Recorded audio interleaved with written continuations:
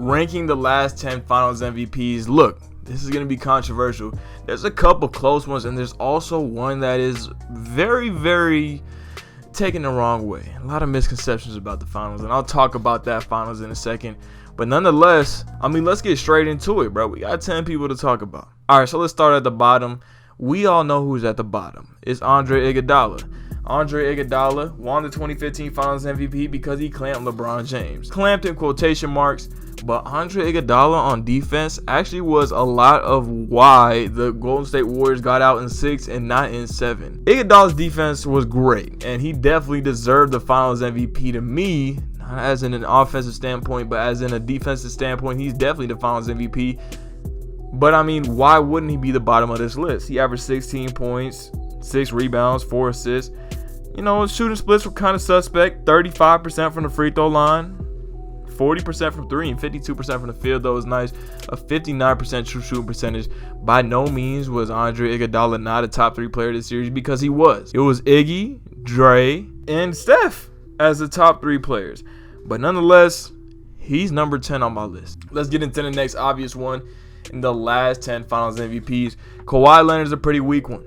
And it's not a weak one because he didn't play well. He played really well. You know, Kawhi Leonard on defense that series was amazing on defense.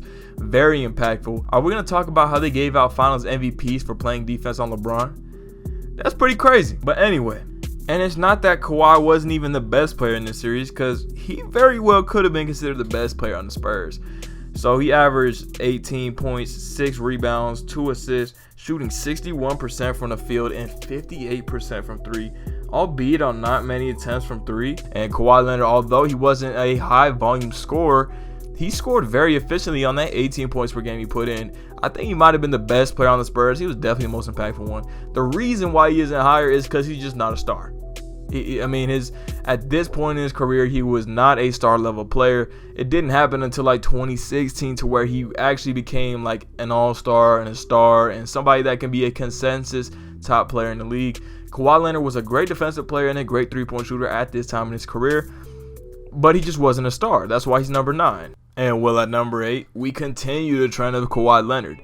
Why is 2019 so low? Well, I think people don't understand the context of how deep the Toronto Raptors were. Arguably the deepest team ever. Yeah, that's something for another video. But they were so freaking deep at every position. They had star level point guard, a star level power forward, centers that were playing sub all-star level. Like, they had everything. Serge Ibaka was playing great, Kyle Lowry amazing, Pascal Siakam was playing really well, Fred VanVleet was playing really well, Marc Gasol was playing great, Danny Green was pretty solid throughout the playoffs. Like, the only player that you could say that is now a good player these days that wasn't a good player in the finals was Norman Powell, and he didn't get much playtime. So nonetheless, Kawhi Leonard won this Finals MVP, and yeah, it was a good story. But I mean, he averaged 29 points, 10 rebounds, 43% from the field, 36% from 3, 60% true shooting percentage, 4 assists a game, 2 steals, a block. Yes, Kawhi Leonard had a nice stat line in the finals this year, but it's nothing to marvel at like the other 7 Finals MVPs that we will be talking about. The other 7 Finals MVPs are so strong. I mean, I don't know if we've had a weak Finals MVP in a long time that are not Iggy and Kawhi in 2014. And at number 7, we have Giannis Antetokounmpo. In 2021, Giannis shocked the world by winning the championship after people kind of dubbed him as a regular season player. I mean, Giannis did something really good for his legacy. But let's not act like that Finals MVP doesn't have a lot of context that can be put towards it. Giannis Antetokounmpo, nice 35 points, 13 rebounds, 5 assists, 2 blocks a game, 61% from the field, 66% from the free throw line, 65% true shooting percentage. Giannis had a really nice series, no doubt about it, but the reason why he is so low is because of competition. It wasn't that good. Giannis had a great series, but he was playing against a team without a superstar. And in the finals, there's almost always a superstar on either team. He also played against a team that was very young and inexperienced. Ayton turned into food and a defensive liability when matched up against Giannis, as he should, because Giannis is a 2-time MVP and is a very great finisher in the game and one of the best scorers in the game. But let's not act like Giannis was having a hard time getting to the rim. And then here is a Finals MVP, which you could say Giannis is better than, but that's the max what I would do. So in 2018, Kevin Durant wins the Finals MVP, 29 points, 11 rebounds, 7.5 assists, 53% from the field, 41% from three, 96% from the free throw line, and 65% true shooting percentage. Kevin Durant was amazing in this finals, but why wouldn't he? The Cavs had one of the worst finals defenses ever, and they were relying on LeBron James to basically do everything for them on offense. Now, if we talk about the Warriors on offense, they had Stephen Curry, one of the greatest offensive players ever. Kevin Durant, another great offensive player, 2 of the top 10 offensive players ever. There was no match for this team against the Cavs, and LeBron James played amazing this series, and I can even say he played better than Kevin Durant, even though he didn't win the Finals MVP. Kevin Durant this season is so low because his competition was so terrible. I mean, Jordan Clarkson, Kevin Love, J.R. Smith, Jeff Green, those are the players that were not LeBron James that were on the team. What is that? At number 5, we have the 2020 NBA Finals MVP, LeBron James. His first of 4 Finals MVPs on the list, and he's already top 5. Yeah, that's pretty saying about what LeBron has done in his career so far. But this Finals was ridiculous. Like, the competition was better than Kevin Durant's in 2018, and the competition was better than Giannis's in 2021. So it had to be higher. And also, we can't really underlook his help defense. His help defense was ridiculous in this Finals. It was amazing. This is one of the best two-way wing Finals runs / championship runs we've ever seen. And LeBron James simply came out and dropped 30 points, 12 rebounds, 9 assists, 59% from the field, 42% from three, with a steal a game. I mean, a 67% true shooting percentage is ridiculous. Considering Anthony Davis somewhat had an off series to his standards, only dropping 25 points and 11 rebounds a game, nonetheless, LeBron James had an amazing Finals. But he was definitely the best offensive player on the court, second best defender. He was amazing, and his Game 5 was amazing. I mean, you can look back on it. I made a video on LeBron's most underrated games, and that is in there. Make sure to go check that out. Now at number 4, we have 2017 Kevin Durant. He was disrespectful in this series. Like, 35 points, 8 rebounds, 5 assists, 56% from the field, 47% from three, 93% from the free throw line, a 70% true shooting percentage, a 64% effective field goal percentage, all on a usage rate which was 28.6. Imagine averaging 35 points on a 28% usage rate. That is like 9 usage rate percentages below James Harden when James Harden was averaging 35. That is amazing, efficient scoring. And we all know what Kevin Durant did in the Finals. Why he's not higher is because of competition. I mean, we all knew Kyrie and LeBron are great, but their depth was not good. Cavs' depth was not good at all. And also, defensively, what were they offering? Yeah, the Cavs had a lot of bad defensive teams. Not bad defensive teams, but for the Finals, they had some bad defensive teams. And that is why Kevin Durant is not higher. Although it is a great performance, you have Stephen Curry getting you butt-naked looks. And that's what a quarter of the series was. It was Kevin Durant getting wide the fuck open looks because the Cavs were still scared of Stephen Curry. And as it should be.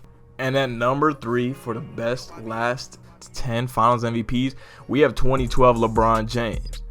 2012 LeBron James is very slept on. I mean, his performance was amazing. It was one of the most efficient Finals series he's ever had, which actually I take back. LeBron has had so many efficient final series to where this just looks average. Anyway, 28 points, 10 rebounds, 7 assists, 2 steals, shooting 47% from the field, 83% from the free throw line, and yeah, 18% from three.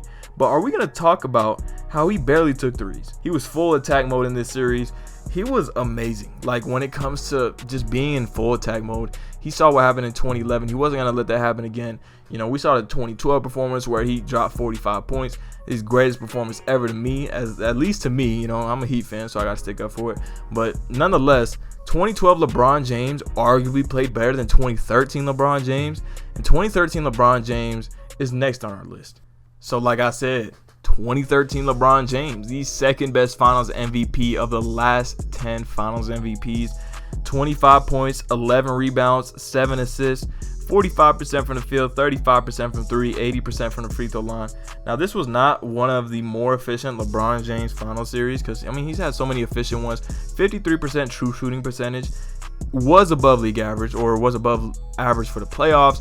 But, I mean, it just wasn't a very pretty series for LeBron James. He played really well, just wasn't that efficient. However, though, why this is number 2 is because of narrative. And my criteria on this is based on your performance, narrative, and your competition. And LeBron James, the competition was elite. This was a Spurs team that gave LeBron hell, and he came back from a 3-2 lead and was very clutch in the fourth quarter of Game 6, dropping 16 points in Game 6 in the fourth quarter. And then also closing out in Game 7 where he had that big mid-range shot over Kawhi Leonard. This was one of the better LeBron James series, obviously, but it's very slept on because of how clutch he was. You know, he wasn't efficient all game long, but in the fourth quarters, he played really well. And then, of course, we know who's number 1 on this list. It is 2016 LeBron James. This finals is just filled with narrative. Come back from a 3-1 lead. You beat a 73-win team. You do all these damn things in the finals to where the narrative alone could take a 12-point-per-game finals MVP into the top 5.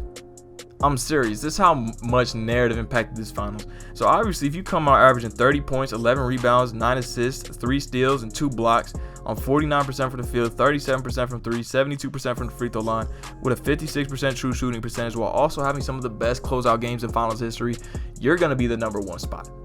And LeBron James is just that. The 2016 finals were one of my favorite finals to watch. In the last 3 games of the 2016 NBA Finals, LeBron James averaged 36 points per game, 12 rebounds, 10 assists, 3 steals, 3 blocks, 51% from the field, 42% from 3, 73% from the free throw line. And he did all of that on 8 turnovers. 8 combined turnovers through 30 assists. Greatness. That's all I can say. But anyway, that was a ranking the last 10 finals MVPs. Make sure to leave your thoughts in the comments below and what you think I got right and what I got wrong. Thanks for watching, and make sure to subscribe. I don't want your bitch, that's why I gave her back. They were boring and I do not be with that. Smoking on this tree, I eat with the cat. It be around me cause I don't trust a soul.